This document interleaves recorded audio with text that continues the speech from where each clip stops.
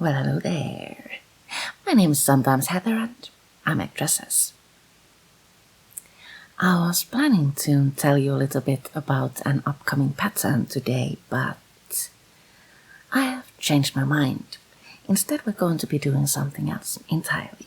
I'm going to show you the gloves anyway because they're blue and pretty. I call these moments, and instead of featuring them in a full-length video, I'm going to make a short about them. Because, let's face it, there are only so many things one can tell about a pair of gloves. But today instead we're going to talk about dresses. I have plenty.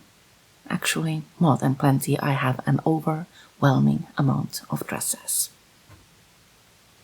And still, I can't help making more. I think I have a problem, but a delicious one. As usual, I'm drinking coffee.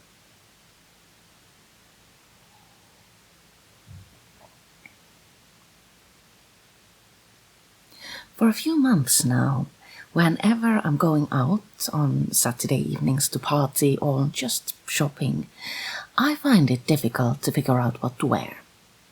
My dresses are various, numerous, and all, in my opinion, a little bit boring. It seems I have lately grown tired of all of them, which means that I need to alter them. Perhaps, actually, I should start by telling you a little bit about myself. My name, as mentioned, is sometimes Heather and I sew. I also make knit and crochet patterns. And I also write books. And I also play video games. I have a gaming channel right here on YouTube. I will leave the link to it here-ish. And also an author channel where I do absolutely nothing. I should really be more active about that channel. And here I plan to make dresses. I also have a tiny little web shop. I will leave a link to it down below. And that one sells knit and crochet patterns. Hopefully there will be more in the future. Right now I only have like 3 patterns and one of them is free. So, dresses. I learned to sew when I was about 6 years old. And I started making clothes for myself when I was, 10ish? And since I was 16 I've made almost everything I wear, including this fabulous thing. So, I have this tendency of sneezing dresses. When I do feel the need to make myself something new and fabulous, I don't necessarily always order new fabric and use that to sneeze a dress.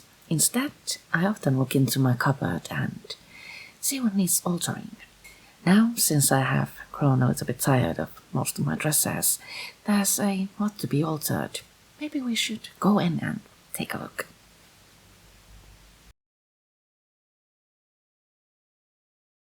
So many dresses, so little to wear.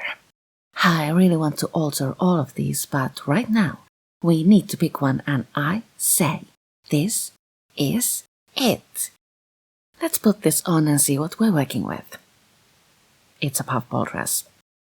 I originally made this with a low neckline and a circle hem. It was kinda cute but felt too risque to wear. So I added a mesh yoke and turned the hem into the shape you see now. I still like the bodice, but the hem is impractical and uncomfortable. I wanted to be a full circle again. To achieve the puffball shape, I attached a lining to the dress and gathered the upper hem with a band around the thighs. First, I'm going to get rid of the band. I've secured it with a strong-looking seam. Time to use my trusty seam repair, which naturally cost me a whopping 35 cents. After removing the band, I have found that Heather of yesteryear was very serious about sewing. She's attached the lining between bodice and hem with a serger. As Heather of today is a bit less serious, I'll just cut the lining out, leaving the seam intact. The lining is thin and soft and its remnants won't bother me. The hem looks rather interesting after being released from its prison. This wasn't very even to begin with, but this is just ridiculous. There's something appealing about the ragged appearance. A part of me wants to leave it like this, but I'll ignore it. I will hem the dress to make it last a bit longer. I searched through it, rolled it, and secured it with a zigzag stitch. I use zigzag quite a bit with stretchy hems. It gives more than a straight stitch and looks nicer than an elastic stitch. The dress turned out much comfier than expected. I think it'll spend less time in the closet now. It is a touch short though. I'm going to wear this at home, so the lack of length poses no issue decency-wise. But I might get cold. When that happens, I'll just pair this with a petticoat. And remember the gloves we started with? Maybe those too. And I have a shawl to match. Next time, I thought I might show you something that glitters. Thank you so much for watching, and I'll see you all later.